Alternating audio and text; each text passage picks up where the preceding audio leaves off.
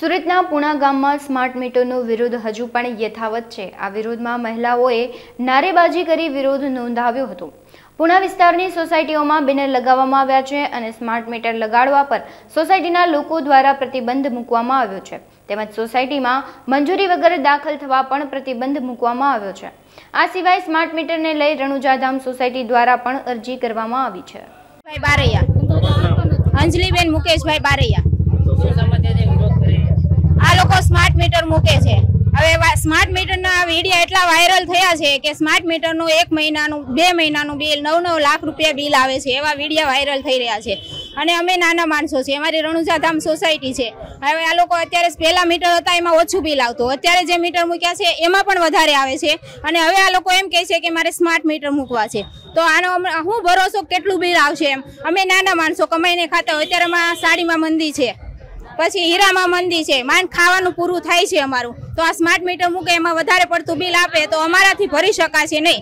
અને પ્લસ અમને આ મીટરમાં કોઈ વાંધો જ નથી, તો અમારે સ્માર્ટ મીટર લગાવવા શું કામ?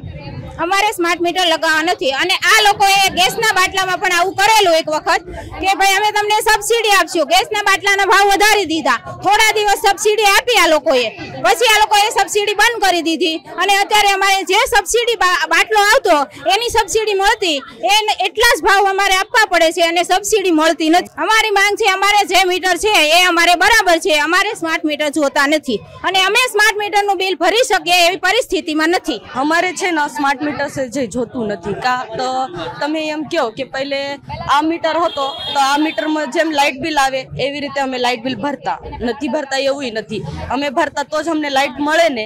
તો તમે એમ કહો કે સ્માર્ટ મીટર તમે મૂકો પછી તમારે પહેલે લાઇટ બિલ ભરવાનું પછી તમને લાઇટ મળશે, તો અમારે શું સમજવું આમાં? અમે તો ચોર તો નથી ભાઈ કે અમે લાઇટ બિલ નથી ભરવાના એમ। તમને ઉપરથી તો ખબર પડી જ જાય ને કે અમે લાઇટ બિલ ભરે છીએ કે નહીં, તો આ સ્માર્ટ મીટર શું કામ જોઈશે? આ બધા ગરીબ છે, આ ગરીબ કેમ ભરશે લાઇટ બિલ?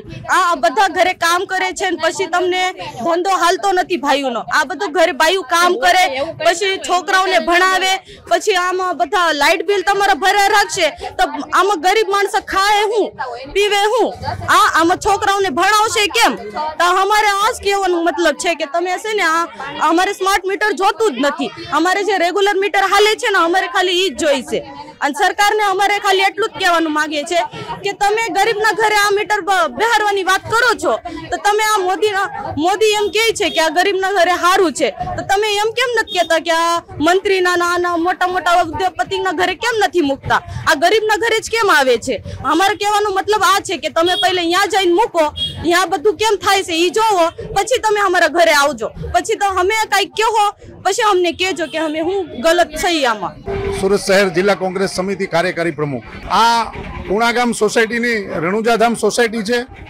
હાલમાં જ ગુજરાતમાં જીબી દ્વારા અને ભારતીય જનતા પાર્ટીના જે નિર્ણય દ્વારા જે સ્માર્ટ મીટર લગાડવામાં આવી રહ્યા છે લોકોના ઘેર, એ લોકોના ખીચામાંથી સ્માર્ટ રીતે પૈસા સેરવી લેવા માટેનું એક કૌભાંડ છે અને ખૂબ મોટો ભ્રષ્ટાચાર પણ આમાં થઈ રહ્યો એવું લાગી રહ્યું છે। પાછલા બાયણેથી ખાનગી કંપનીને આની અંદર ઇન્વોલ્વ કરી અને જે લોકોને સ્માર્ટ મીટર જ્યાં લાગ્યા છે અને એ ત્યાંથી જે પ્રતિભાવ આવી રહ્યા છે, અમે પણ જાણકારી મેળવી છે કે મસ્ત મોટા જે બિલ આવી રહ્યા છે, પહેલા જે ડિજિટલ મીટર હતા એના કરતાં પણ વધારે આ સ્માર્ટ મીટરમાં બિલ આવી રહ્યા છે।